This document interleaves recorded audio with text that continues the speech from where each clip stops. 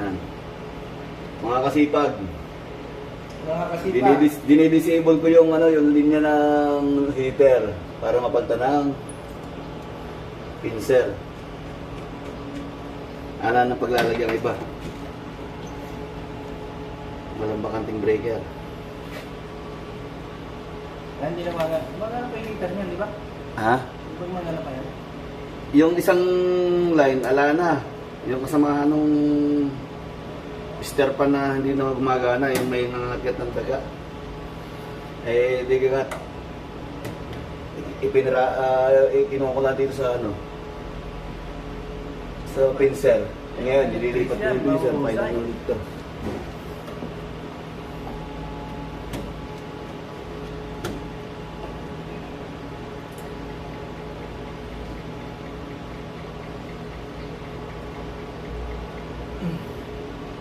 Labo na rin ang mata, kailangan na rin ng salamin.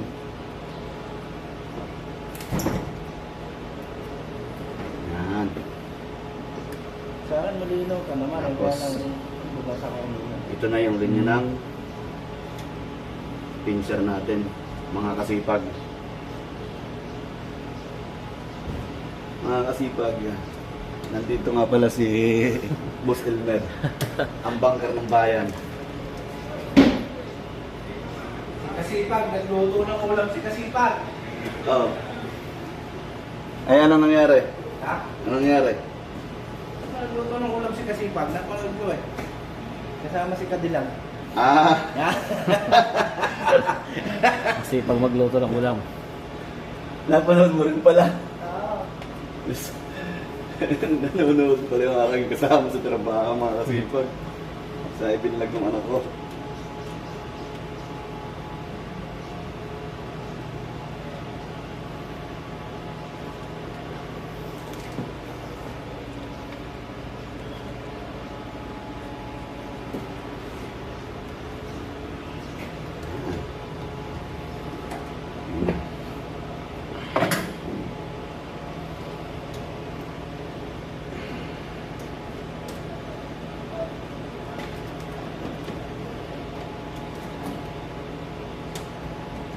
Na, lumana talaga itong building, kaya mga ganito ng mga wiring ito, mga kasipag.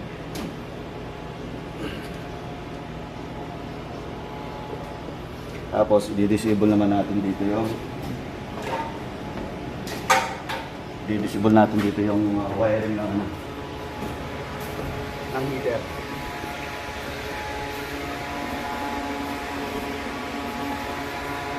Ito ba yung tinap ni paring na nakaraan? Wala ako. Ano sir? Ito?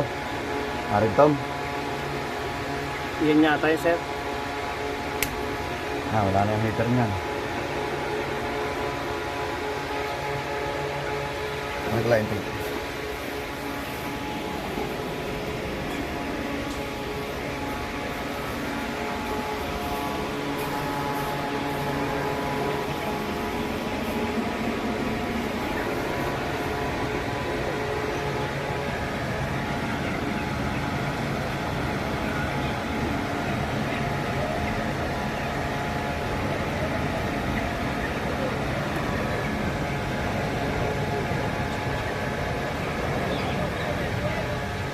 Sagad sa kubang ng ganito.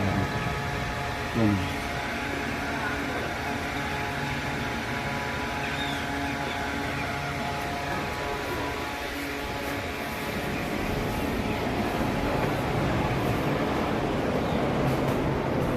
Ngayon po, titignan natin kung gagana yung pincer sa loob. Ayan. Ito po siya, mga kasipag. Ayan, umilaw na. Ito po yan. Ayan, dalawa nga yan. Papunta sa kable. Ayan. Ito nga po pala, shoutout po dito sa mga tropa kakatulad dyan. Ang bigating plakman ng BB4. Saka si kasamahing Elmer. Laget na talaga. Ayan. Ito po yung purpose po nito ng ating electric pincer para po dito sa kabling ito. Diyan. Once na dumapo po yung manok dyan, makukuryente sila. Para hindi lang siya pumirmis sa pagdapo. Dito sa kabling to. Dito sa kabling to. Kaya mamaya makikita po ninyo yung kuryente nito mamaya. Ayan po, katulad dito, nag-i-spark. Ayan. Ibig sabihin, active po yung kuryente ng pincer. Electric pincer. Mamaya ako po itap yan, mga kasipag. Hanggang dulo po yan. Yung pong kable nito, larguhan po yan hanggang dulo. Hanggang dulo. Lahat po ng feeder line, may ganyan po, at saka water line. Saka po sa male feeder. At female feeder po naman to, tumutong. Yan. Diretsuhan po yan hanggang dulo. 120 meters. Mga kasipag. Typical po yan, lahat ng building ganyan po ang design. Ito po ang male feeder. Ngayon, tatanggalin na po natin yung linya ng heater kasi hindi na po kailangan at ilang weeks na rin po itong manok. Hindi na sila gaanong ginawin.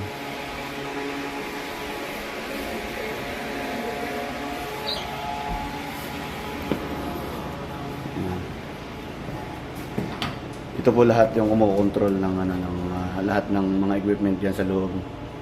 Lahat ng electrical equipment. May battery charger para sa alarm. Ito po yung main sub main breaker. Lahat po ng mga magnetic contactor niyan, purpose po niyan sa sa mga karamihan po sa motor ng blower at motor ng feeder line. Dalawa po ang motor, wali apat po ang motor nun. Dalawa sa isang side. Tapos may motor din po dito ng male feeder. Ito po yun. Yan po yung kumokontrol ng panlalaki. Dalawa. Yan. Papakita ko na po sa inyo mamaya yung purpose ng electric pincer. Yan. Ito na po siya. May kuryente na po. Yan. Nag-spark oh. Kita ninyo. Once na dumapo po dito yung manok, sigurado bababa at bababa. Ang purpose po niyan kasi kaya mayroong ganyang kuryente natin sa cable para hindi permis na dapuan ito. Kasi papangit po, mapipigtas yung mga kable natin.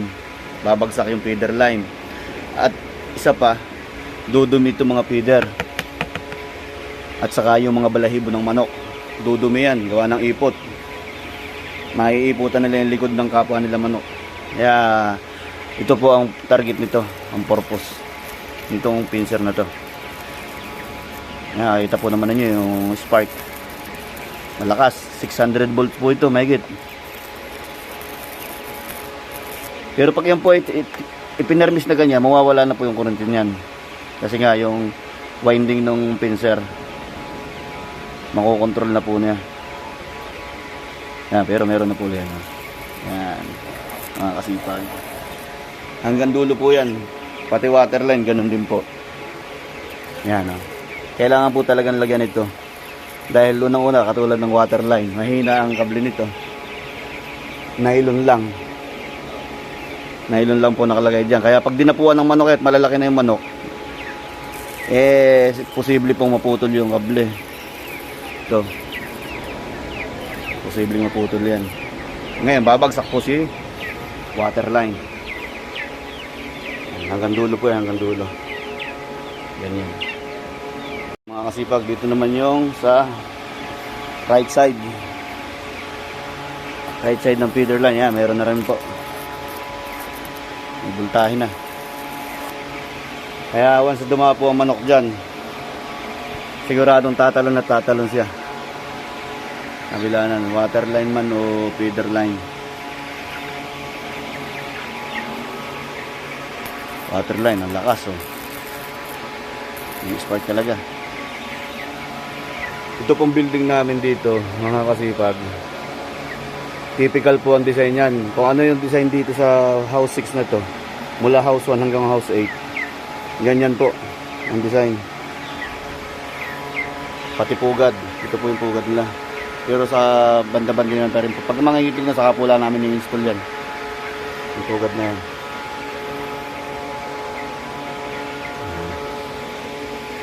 Yan ang heater. Pag mga baby chick pa sila, kailangan talaga ng heater. Yun naman yung stir pan, yung umuugong na yan. Yan nagsisirculate ng hangin sa loob. Dami na, malalaki na sila. Ang ganda na.